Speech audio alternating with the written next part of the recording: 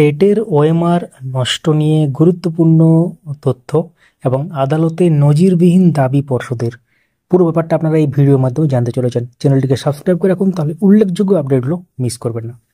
তো প্রাথমিক শিক্ষক নিয়োগ দুর্নীতি মামলায় অনেক বড় খবর সামনে এলো। প্রাক্তন প্রাথমিক শিক্ষা পর্ষদ সভাপতি মানিক ভট্টাচার্যের মুখের কথাতেই টেটের ওএমআর নষ্ট করা হয়েছে, এমনটাই কিন্তু খবরে আসছে। এবং 2017 সালের প্রাইমারি নিয়োগ পরীক্ষার যে টেট এবং সেই টেটের ওএমআর নষ্ট করা হয়েছিল মানিক ভট্টাচার্যের মুখের কথাতেই, পর্ষদের সিদ্ধান্ত ছাড়াই তৎকালীন পর্ষদ সভাপতি কথাতেই বাতিল করা হয়েছিল প্রায় 2.5 লক্ষ ওএমআর। পর্ষদ শুক্রবারে আদালতে এমনটাই দাবি করল।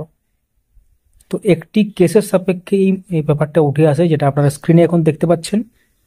এই কেসের সাপেক্ষেই শুক্রবার দিন আদালতে এমনটাই কিন্তু ব্যাপার উঠে আসে। এর আগেও আমরা জানিয়েছিলাম, অর্ডার কপি সহ আপনাদেরকে দেখিয়েছিলাম, সেখানে যে রেজলিউশন করা হয়েছিল টেট 2014টা রেজলিউশন সিদ্ধান্ত পরেই কিন্তু নষ্ট করা হয়েছিল, কিন্তু টেট 2017টা উইদাউট এনি রেজলিউশন নষ্ট করা হয়েছিল। সেটা পর্ষদ যেটা জানিয়েছিল আদালতে আর কি, এবং অর্ডার কপিতেও সেটা লেখা ছিল, আমরা আগেই দেখিয়েছিলাম।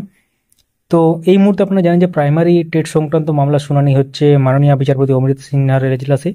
এবং আগেও ওএমআর নষ্টের অভিযোগ উঠেছিল, 2014 ওএমআর নষ্ট করা হয়েছিল এমন তথ্য আগে আদালত জানিয়েছিল পর্ষদ। এবার 2017 সালে টেটের ওএমআর নষ্ট করা হয়েছে বলে মেনে নিল পর্ষদ এক প্রকারের। তো এক্ষেত্রে তৎকালীন পর্ষদ সভাপতি মানিক ভট্টাচার্যের আদেশেই বা মৌখিকভাবে তিনি যেটা বলেছিলেন তাই সেই কথাতেই কিন্তু ওএমআর নষ্ট করা হয়েছে। অর্থাৎ কোনো রকম পর্ষদের এখানে সিদ্ধান্ত ছাড়াই বা রেজলিউশন ছাড়াই বা অ্যাডহক কমিটির কোনো মিটিং বা রেজলিউশন ছাড়াই কিন্তু নষ্ট করা হয়েছিল বলে পর্ষদ জানিয়ে দিল আর কি। তো যেটা শুনে মাননীয় বিচারপতি প্রশ্ন করেন, চাকরি পরীক্ষার নথি এভাবে মুখের কথা নষ্ট করা যায় কি, ডিজিটালভাবে সংরক্ষণ করা হয়নি?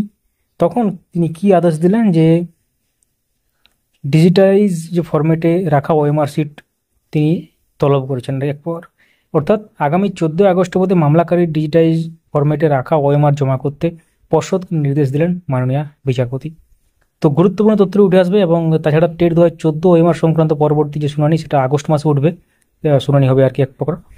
তো সেই খবরও আমরা নিয়ে আসবো এবং ডেলি বেসিসে ইম্পর্টেন্ট যে আপডেটগুলো সেগুলো যাতে না মিস করেছেন আমাদের সঙ্গে যুক্ত থাকুন। চ্যানেলটিকে সাবস্ক্রাইব করে এবং পাশের বেল আইকন প্রেস করে কিন্তু অল করে দেবেন। যারা ফেসবুক থেকে দেখছেন আমাদের এই পেজটিকে লাইক বা ফলো করতে পারেন। কমেন্ট অবশ্যই জানাবেন যে আপনারা কোন সালের বা কোন সালের টেট পাস করে আছেন। Thank you so much for watching.